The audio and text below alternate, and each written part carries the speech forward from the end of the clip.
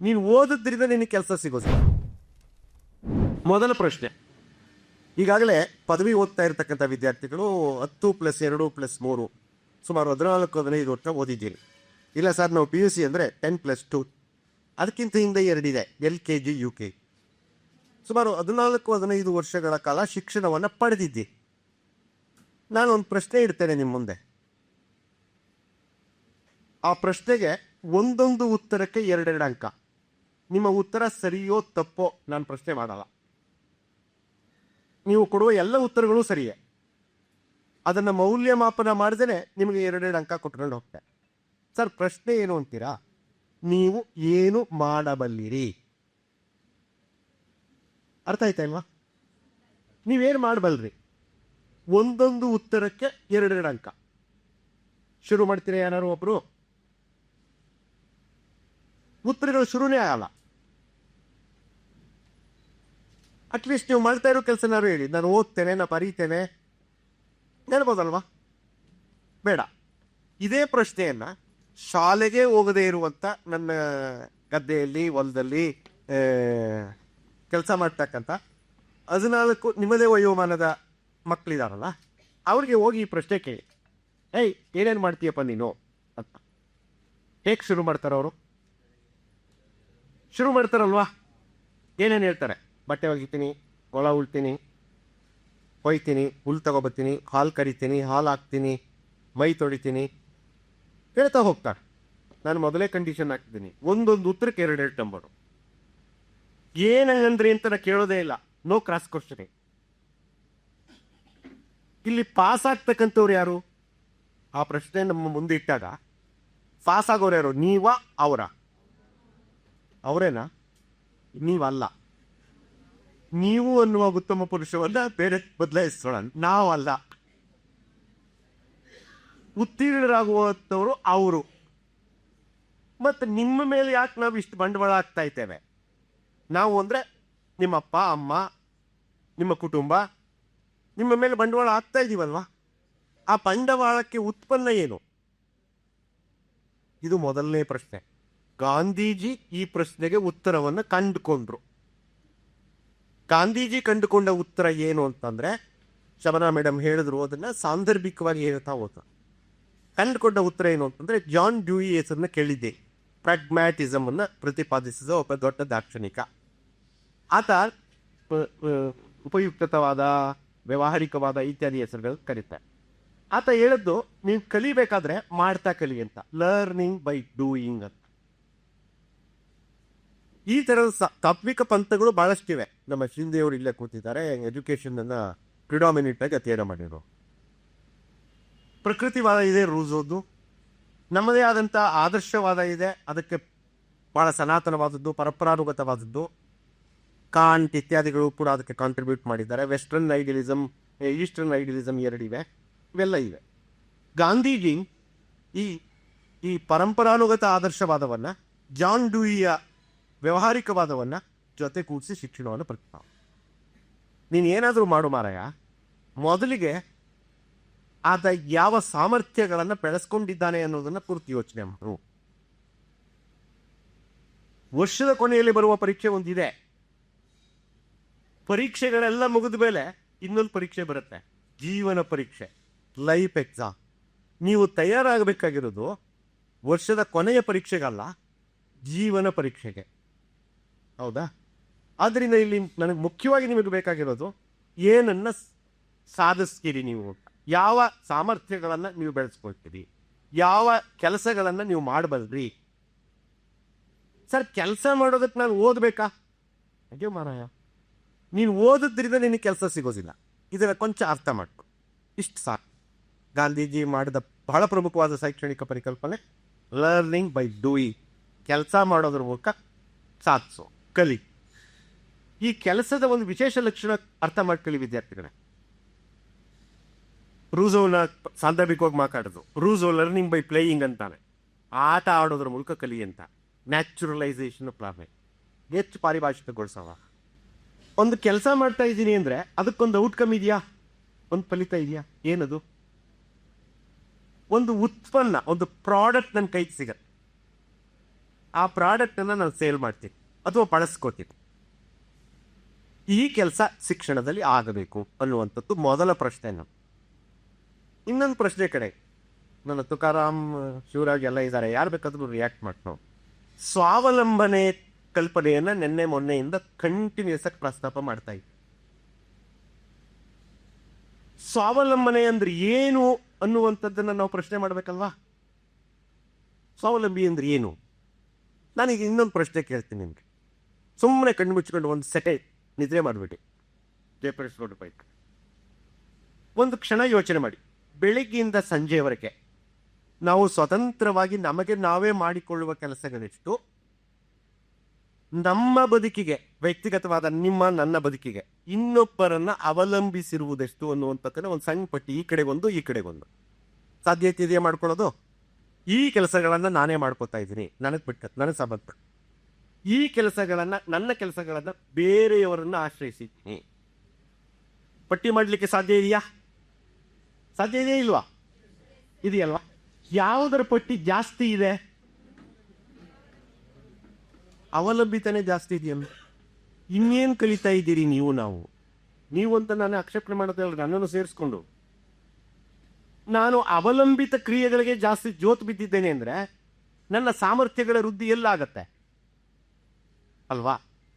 Okay, ಈಗ ಅವಲಂಬಿತ ಕ್ರಿಯೆಗಳು ಇದೆಯಲ್ಲ, ಆ ಅವಲಂಬಿತ ಕ್ರಿಯೆಗಳನ್ನು ಒಂಚೂರು ಕಡಿಮೆ ಮಾಡ್ಕೊಳ್ಳಿಕ್ಕೆ ಸಾಧ್ಯವಾ? ಖಂಡಿತ ಮಾಡ್ಕೋಬೋದಾ?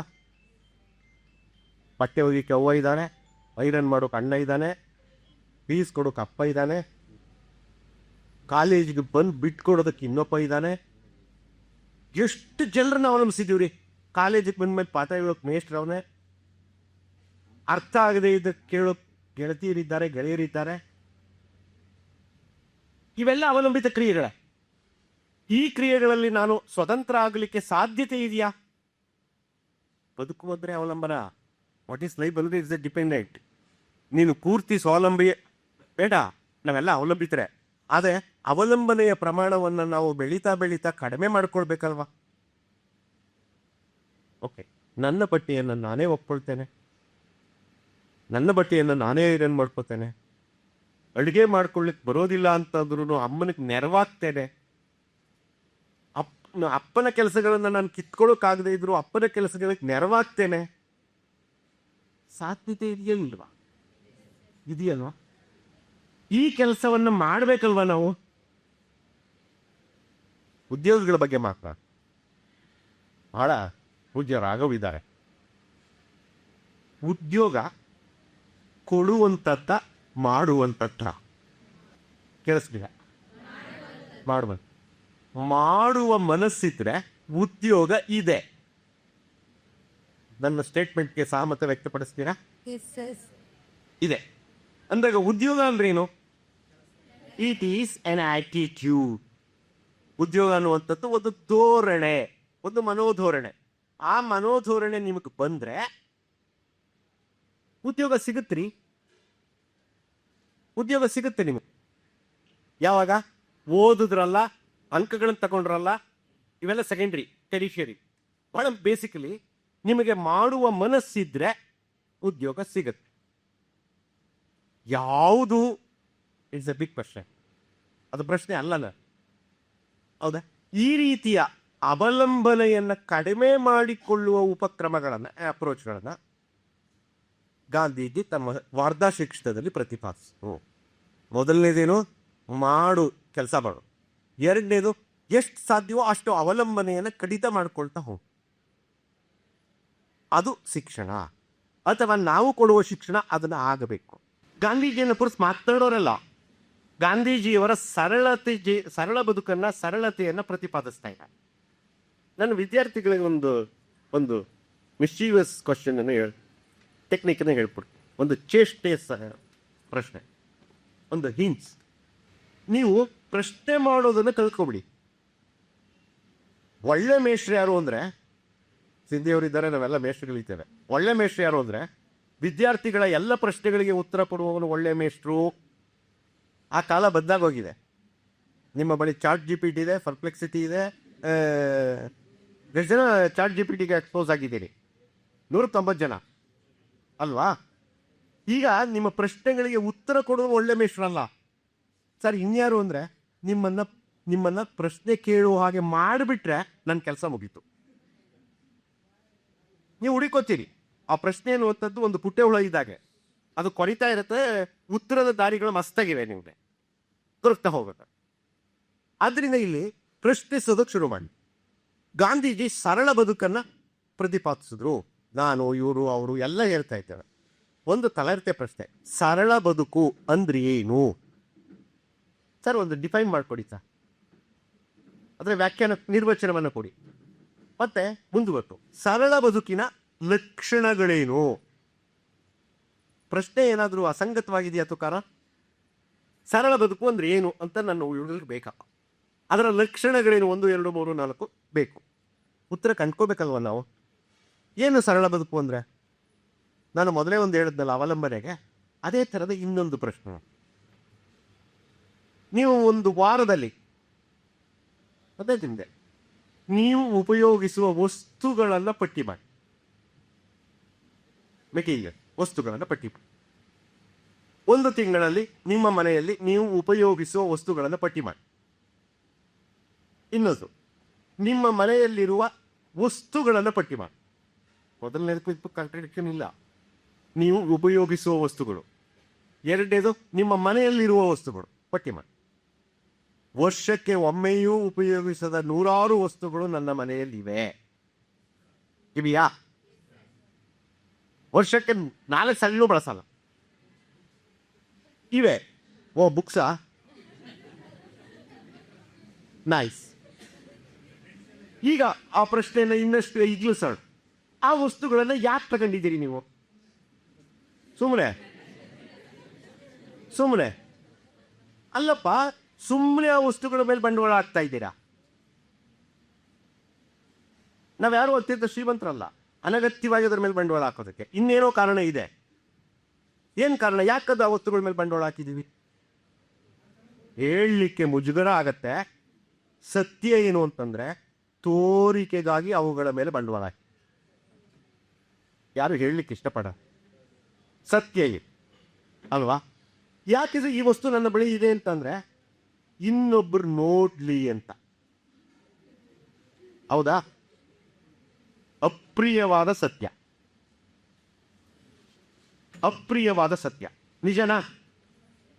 ನಿಜನಾ ಸುಳ್ಳ? ಮತ್ತೆ ನಾನು ಉಪಯೋಗಿಸುವ ವಸ್ತುಗಳು ನನಗೆ ಅಗತ್ಯವೇ, ಅನಿವಾರ್ಯವೇ ಅನ್ನೋ ಪ್ರಶ್ನೆಗಳನ್ನು ಮುಂದೆ ಮಾಡ್ತೇವೆ. Need, inevitably needed. ಎಷ್ಟು ವಸ್ತುಗಳನ್ನ ಪಕ್ಕಕ್ಕೆ ಸರಿಸ್ಬೋದು ನಾವು? ನಾವು ಉಪಯೋಗಿಸ್ತಾ ಇರೋ ವಸ್ತುಗಳಲ್ಲಿ 100ಕ್ಕೆ 80 ವಸ್ತುಗಳು ಇಲ್ಲದೆ ಇದ್ರೂ ನಾವು ಬದುಕ್ಬೋದು. ಹೌದಾ ಇಲ್ವಾ? ಯಾಕೆ ತಗೋತಾ ಇದ್ದೀರಿ ಅದನ್ನ? ತೋರ್ಸೋಕೆ. ನನ್ನ ಫ್ರೆಂಡ್ ಹತ್ರ ಆ ವಾಚ್ ಇದೆ, ನನಗೂ ಬೇಕು. ಆ ಫ್ರೆಂಡ್ ಹತ್ರ ಮೊಬೈಲ್ ಇದೆ, ನನಗೂ ಬೇಕು. ಅವಳು ಸ್ಕೂಟ್ರಲ್ಲಿ ಬರ್ತಾಳೆ, ನಾನು ಬರಬೇಕು. ಉದ್ದಕ್ಕೂ ಪಟ್ಟಿ ಮಾಡ್ತಾ ಹೋಗಿ. ಆಲ್ಮೋಸ್ಟ್ ಆಲ್ ಇದೆ ಅಲ್ವಾ? ಇದನ್ನ ಜಗತ್ನಲ್ಲಿ ನೆನ್ನೆ ಕೂಡ ಒಬ್ಬರು ಮಾತನಾಡ್ತಾ ಕೇಳ್ತು. ಈ ಯುಗದ ಲಕ್ಷಣ ಏನು ಅಂತಂದ್ರೆ, it is a age of consumerism ಅಂತ ಕರೀತಾರೆ. ಅನುಭೋಗಿಗಳ ಯುಗ. ಜಾಹೀರಾತುಗಳು ಹೇಗೆ ಮೋಸ ಮಾಡ್ತವೆ ಇತ್ಯಾದಿ ಇತ್ಯಾದಿಗಳೆಲ್ಲ ಹೇಳ್ತಾರಮ್ಮ. ಒಂದು ವಸ್ತು ಬಂದ್ರೆ ಅದಿಲ್ಲದೆ ಇದ್ರೆ ನನ್ನ ಬದುಕು ಅಪೂರ್ಣ ಅನ್ನಿಸ್ಕೋತೀರಿ. ಇಲ್ಲ, ಆ ವಸ್ತುಗಳು ಇಲ್ಲದೆ ಇದ್ರೆ ನಮ್ಮ ಬದುಕು ಅಪೂರ್ಣ. ಗಾಂಧೀಜಿ ತಮ್ಮ ಶಿಕ್ಷಣದಲ್ಲಿ ಇದನ್ನ ಕಲಿಸೋದಕ್ಕೆ ಪ್ರಯತ್ನ ಪಟ್ಟರು. ಸರಳ ಬದುಕನ್ನು ಕಲಿಸೋದಕ್ಕೆ ಇಷ್ಟಪಟ್ಟರು. ಹಾಗೇನೆ ಇನ್ನೊಂದು ಪ್ರಶ್ನೆ, ಸುಮ್ಮನೆ 3-4 ಪ್ರಶ್ನೆಗಳು ಇಟ್ಕೊಂಡಿದ್ದೀವಿ. ಇನ್ನೂ ಇದ್ದಾವೆ, ನೋಡೋಣ ಅವ್ರು ಎಷ್ಟೊತ್ತಿಗೆ ವಾರ್ನ್ ಮಾಡ್ತಾರೆ. ಉತ್ತರದಾಯಿತ್ವ ಅನ್ನುವಂಥದ್ದೊಂದಿದೆ, ಆನ್ಸರಬಿಲಿಟಿ. ಸುಮ್ಮನೆ ನೆನೆಸ್ಕೊಳ್ಳಿ ಒಂಚೂರು. ಯಾಕಪ್ಪ ಲೇಟ್ ಇವತ್ತು? ಬಸ್ ಸಿಕ್ಕಿಲ್ಲ. ಕರೆಕ್ಟಾಗಿ ಬಸ್ ಬಂತಲ್ಲ? ಇಲ್ಲ ಸರ್, ಮನೆಯಿಂದ ಹೊರಡೋದು, ತಿಂಡಿ ಕೊಡೋದು ಲೇಟ್ ಆಯ್ತು ಸರ್. ಅಮ್ಮ ಎಲ್ಲೋ ಹೊರಟೋಗಿದ್ವಿ ಸರ್. ಸತ್ಯ ಏನೋ, ನೀವು ಹೇಳುತ್ತಿರುವ ಈ ಎಲ್ಲ ಮಾತುಗಳು ಸುಳ್ಳು ಎನ್ನುವುದು ನಿಮಗೂ ಗೊತ್ತಿದೆ, ನನಗೂ ಗೊತ್ತಿದೆ. ಹೌದಾ? ನಾನು ಭಾಳ ತಮಾಷೆಗೆ ಹೇಳ್ತೇನೆ. ಹುಡುಗರ ಪರವಾಗಿ ಒಂದು ವಕಾಲತ್ ಆಗ್ತೀನಿ. ವಿದ್ಯಾರ್ಥಿಗಳು ಯಾಕೆ ಸುಳ್ಳು ಹೇಳ್ತಾರೆ ಅಂದರೆ, ಅಧ್ಯಾಪಕರು ವಿದ್ಯಾರ್ಥಿಗಳು ಹೇಳುವ ಸತ್ಯವನ್ನ ಅಕ್ಸೆಪ್ಟ್ ಮಾಡ್ಕೊಳ್ಳೋದಕ್ಕೆ ಸಾಧ್ಯ ಇಲ್ಲದ ಕಾರಣಕ್ಕಾಗಿ ವಿದ್ಯಾರ್ಥಿಗಳು ಸುಳ್ಳು ಹೇಳ್ತಾರೆ. ಆಹಾ, ನಿಮ್ಮ ಪರವಾಗಿ ಮಾತನಾಡಿದ್ರೆ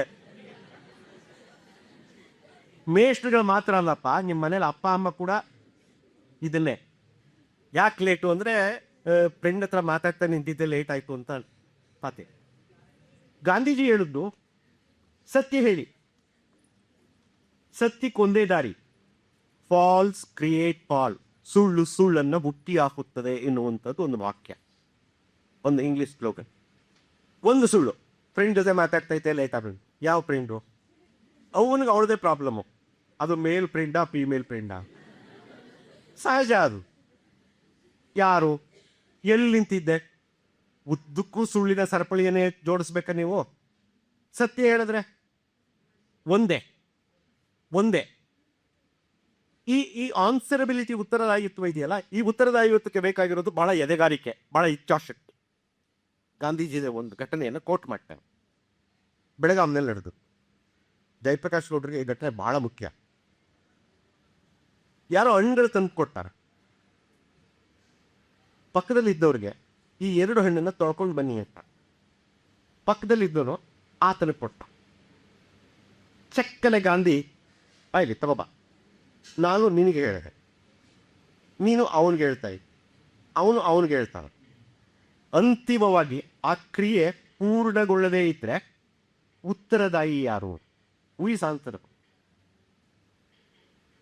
ನಮ್ಮೆಲ್ಲರ ಬದುಕಿನಲ್ಲಿ ಏನಾಗಿದೆ, ಒಂದು ತಪ್ಪಾಗಿದೆ ಅಂತಂದ್ರೆ, ಸರ್ ನಾನು ಸರಿಯಾಗಿ ಹೇಳಿದೆ ಸರ್, ಅವರು ಹಂಗೆ ಮಾಡಿದ್ರು ಇದೆಯಾ? ಆ ತಪ್ಪಿನಲ್ಲಿ ನಿಮ್ಮ ಕೊಡುಗೆಯೂ ಇದೆ ಅನ್ನೋದು ಗೊತ್ತಾ ನಿಮಗೆ? My contribution is the in the care. ಯಾಕೆ ಒಪ್ಕೊಳ್ಳೋದು? ಏನೇನ ಅದೊಂದು ಗೊತ್ತಿಲ್ಲ, ಅದೊಂದು ಗೊತ್ತಿಲ್ಲ. ಗಾಂಧೀಜಿ ಕಲಿಸೋಕೆ ಪ್ರಯತ್ನ ಪಟ್ಟದ್ದು ಶಿಕ್ಷಣದಲ್ಲಿ, ತಪ್ಪನ್ನ ಒಪ್ಕೊಳ್ಳಿ. ಒಪ್ಪಿಕೊಂಡ ತಪ್ಪಿಗೆ ಒಂದೇ ಒಂದು ಕ್ಷಮೆ.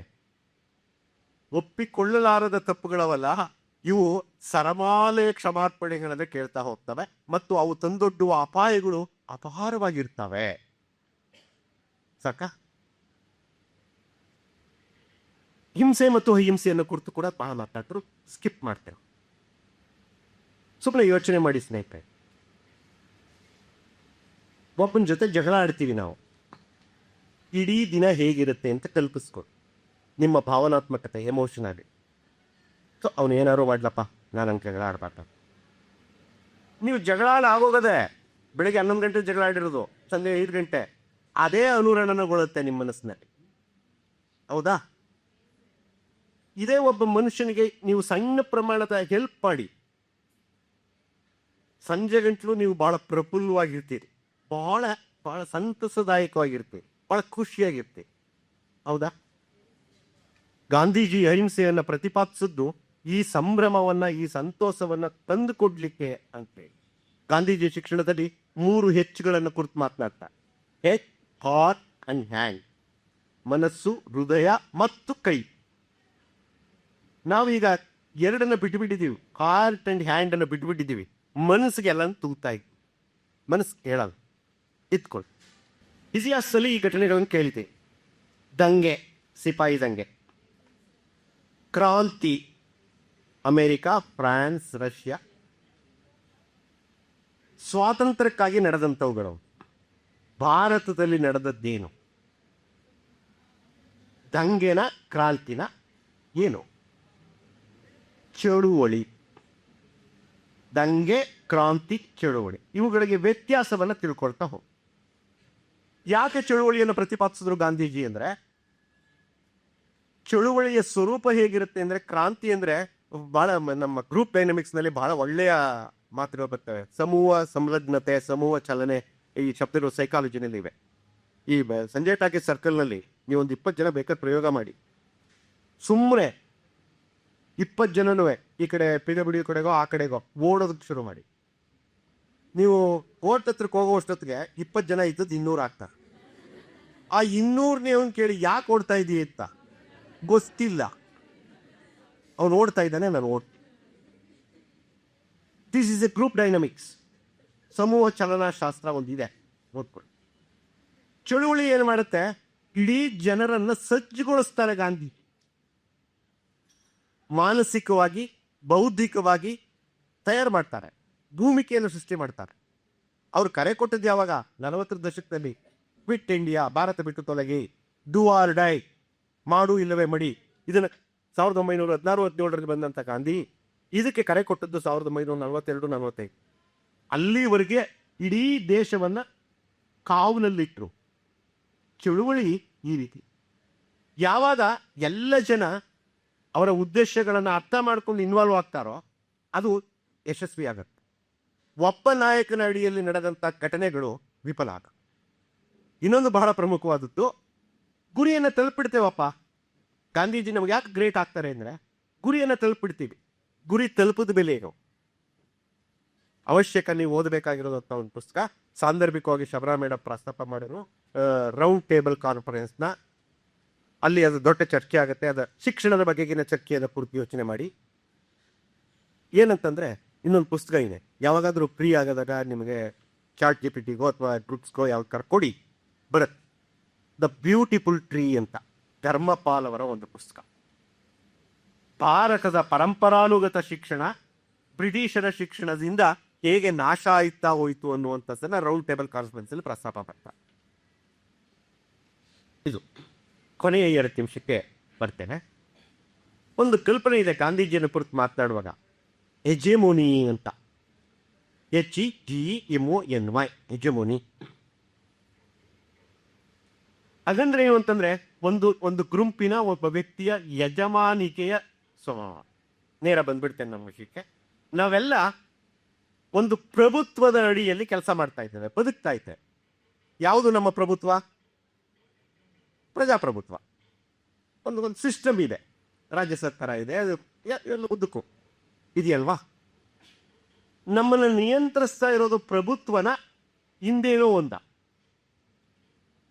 ಓಕೆ, ಬಹಳ ಕಷ್ಟ. ಪ್ರಭುತ್ವ ನಮ್ಮನ್ನು ನಿಯಂತ್ರಿಸ್ತಾ ಇದೆ. ಪ್ರಭುತ್ವವನ್ನು ನಿಯಂತ್ರಿಸ್ತಾ ಇರೋದು ಯಾವುದು? ಜನ. ಪ್ರಜಾಪ್ರಭುತ್ವ ಅಲ್ಲ. ಪ್ರಭುತ್ವವನ್ನೇ ನಿಯಂತ್ರಿಸುವ ಇನ್ನೊಂದು ಶಕ್ತಿ ಇದೆ. ಯಾವುದದು? ನಮ್ಮ ಧರ್ಮ ಆಗಲಿ, ನಮ್ಮ ಸನಾತನೆ ಆಗಲಿ, ನಮ್ಮ ಪರಂಪರೆಯಾಗಲಿ, ಇವುಗಳು ಪ್ರಭುತ್ವವನ್ನೇ ನಿಯಂತ್ರಿಸ್ತಾ ಇವೆ. ಇದರಿಂದ ಫರಾಕ್ ಬರೋದಕ್ಕೆ ಒಂದು ದಾರಿ ಬೇಕು, ಒಂದು ಟ್ರಿಗರ್ ಬೇಕು. ಗಾಂಧೀಜಿ ಆ ಥರದ ಒಂದು ಟ್ರಿಗರ್. ಇನ್ನೊಂದು ಕಲ್ಪನೆಯನ್ನು ನಿಮಗೆ ಹೇಳ್ತೀನಿ. ಹೆಜೆಮೋನಿ ಹೇಳಿದ್ನಲ್ಲ, ಗ್ರಾಮ್ಸ್ಕಿ ಅಂತ ಒಬ್ಬ ಕಮ್ಯುನಿಸ್ಟ್ ಲೇಖಕ, ಅವನೇ ಮುಂದುವರೆದು ಆರ್ಗ್ಯಾನಿಕ್ ಇಂಟೆಲೆಕ್ಚುಯಲ್ ಅನ್ನೋ ಒಂದು ಶಬ್ದವನ್ನು ಉಪಯೋಗಿಸ್ತಾರೆ. Organic intellectual. ನಮ್ಮ ಬೌದ್ಧಿಕತೆಯೆಲ್ಲ ನಿಯಂತ್ರಣಕ್ಕೆ ಒಳಪಟ್ಟಿವೆ. ಆರ್ಗ್ಯಾನಿಕ್ ಆ ನಿಯಂತ್ರಣಕ್ಕೆ ಒಳಪಟ್ಟ ಬೌದ್ಧಿಕತೆಯ ಒಳಗಡೆಯಿಂದಲೇ ಇನ್ನೊಂದು ಭಿನ್ನವಾದ ಬೌದ್ಧಿಕತೆ ಹೊರಹೊಮ್ಮುತ್ತೆ. ಗಾಂಧೀಜಿ ನೀವು ಆ ಥರದವ್ರು ಆಗಬೇಕು ಅನ್ನುವಂಥದ್ದು ಬಹಳ ಅಗತ್ಯ. ಗಾಂಧೀಜಿ ಪ್ರತಿಪಾದಿಸಿದ ಇನ್ನೊಂದು ವಿದ್ಯಾರ್ಥಿಗಳ ಲಕ್ಷಣ ಏನು ಅಂದರೆ, ಬ್ರಹ್ಮಚರ್ಯವನ್ನು ಬಹಳ ಪ್ರಬಲವಾಗಿ ಪ್ರತಿಪಾದಿಸ್ತಾರೆ. ಚೇಷ್ಟಿಟಿ, ಧರ್ಮ, ಅರ್ಥ, ಕಾಮ, ಮೋಕ್ಷ. ನಮ್ಮನ್ನು ನಿಯಂತ್ರಿಸೋದು ಧರ್ಮ, ಅರ್ಥವೋ ಕಾಮವೋ ಅನ್ನುವಂಥದ್ದು ಹದಿಹರೆಯದಲ್ಲಿರ್ತಕ್ಕಂಥ ನಿಮಗೆ ಬಹಳ ಬಿಡ್ತಾ ಹೋಗ್ತಾರೆ. ಅದನ್ನು ಬಹಳ ಸಾಂದರ್ಭಿಕವಾಗಿ ಹೇಳಿದ್ರು, ಸಂಯಮ ಪೂರ್ಣವಾದದ್ದನ್ನು ನೀವು ಮಾಡ್ತಾ ಹೋಗಿ. ಸಂಯಮ ಪೂರ್ಣವಾದ ಕಂಟ್ರೋಲ್. ಯಾವುದ್ರ ಮೇಲೆ? ನಿಮ್ಮೆಲ್ಲ ಅರಿಷಟ್ವರ್, ಕಾಮ, ಕ್ರೋಧ, ಲೋಭ, ಮೋಹ, ಮದ, ವಾಸ, ಇವುಗಳ ಮೇಲೆ ನಿಯಂತ್ರಣವನ್ನು ಸಾಧಿಸಿ. ಆಗ ನಿಮ್ಮ ಆತ್ಮಪ್ರತ್ಯಯ ಜಾಸ್ತಿ. ನಿಮ್ಮ ಅವಧಾನ, ಅಟೆನ್ಷನ್ಗೆಲ್ಲ ಗಮನ ಹರಿಸುವಿಕೆ ಎಷ್ಟು ಶಿಥಿಲ ಆಗಿದೆ ಅನ್ನುವಂಥದ್ದನ್ನು ಯೋಚನೆ ಮಾಡಿ. ಎಷ್ಟು ಫ್ಲೆಕ್ಸಿಬಲ್ ಇದೆ, ಎಷ್ಟು ಅತಂತ್ರವಾಗಿದೆ ಅಂತ. ಓದ್ಲಿಕ್ಕೆ ಕೂತ್ಕೋತೀರಿ, ಮಾತಾಡೋದನ್ನು ಕೇಳಲಿಕ್ಕೆ ಕೂತ್ಕೋತೀರಿ. ಎಷ್ಟು ನಿಮಿಷ ಓದ್ಬಲ್ರಿ, ಎಷ್ಟು ನಿಮಿಷ ಕೇಳಬಲ್ರಿ? 3 ನಿಮಿಷ, 4 ನಿಮಿಷ, 5 ನಿಮಿಷ ಅಷ್ಟೇ. ಯಾವ್ಯಾವುದೋ ಹರಿಡಲ್ಗಳು ಬರ್ತಾರೆ, ನೀವು ಯಾವ್ಯಾವುದೋ ವೇವ್ಸ್ ಬರ್ತಾರೆ. ಈ ವೇವ್ಸನ್ನು ಮೀರಿ ನೀವು ಕಾನ್ಸಂಟ್ರೇಷನ್ ಮಾಡೋದಕ್ಕೆ ಪ್ರಯತ್ನ ಪಟ್ಟರೆ ಆಗ ನಿಮಗೆ ಸಾಧ್ಯ ಆಗುತ್ತೆ. ಗಾಂಧೀಜಿ ಚರಕವನ್ನು ಪ್ರತಿಪಾದಿಸಿದ್ದು ಶಿಕ್ಷಣದ ಸಾಧನವಾಗಿ. ಈ ಹಿನ್ನೆಲೆಯಲ್ಲಿ ಚರಕದಿಂದ ನೂಲು ತೆಗೆಯುವ ಕ್ರಿಯೆ ಇದೆಯಲ್ಲ, ಆ ಕ್ರಿಯೆಯಲ್ಲಿ ನೀವು 1 ಸೆಕೆಂಡ್ ಅಟೆನ್ಷನ್ ಡೈವರ್ಟ್ ಆದರೂ ನೂಲು ತುಂಡಾಗತ್ತೆ. ಚರಕಣೆ ಮಾಡಬೇಕು ಅಂತ ಇಲ್ಲ, ನೀವು ಅಡುಗೆ ಮಾಡಿ ಕಾನ್ಸಂಟ್ರೇಷನನ್ನು ಡೆವಲಪ್ ಮಾಡ್ತಾನೆ. ಹೊಲ ಉಳುವ ಒಬ್ಬ ವ್ಯಕ್ತಿಯನ್ನು ನೋಡಿ ಅವನೆಷ್ಟು ಕಾನ್ಸಂಟ್ರೇಟ್ ಆಗಿ ಮಾಡ್ತಾನೆ ಅಂತ. ಈ ಮನಸ್ಸಿನ ಮೇಲೆ ನಿಯಂತ್ರಣವನ್ನು ಸಾಧಿಸುವ ಕ್ರಿಯೆಯನ್ನು ನೀವು ಮಾಡ್ತಾ ಹೋದರೆ ಅದು ಸಾಧ್ಯ ಆಗುತ್ತೆ. ಸ್ನೇಹಿತರೆ, ಈ ಅವಕಾಶವನ್ನು ಕೊಟ್ಟ ಕರ್ನಾಟಕ ಸಂಘಕ್ಕೆ ಮತ್ತು ಎಲ್ಲರಿಗೆ ಅತ್ಯಂತ ಹೆಚ್ಚಾಗಿ ಬಹಳ ಪ್ರೀತಿಯಿಂದ ಕೇಳಿದ್ದೀರಿ ನೀವು. ಅದಕ್ಕೆ ಭಾಳ ಆಭಾರಿಯಾಗಿದ್ದೇನೆ.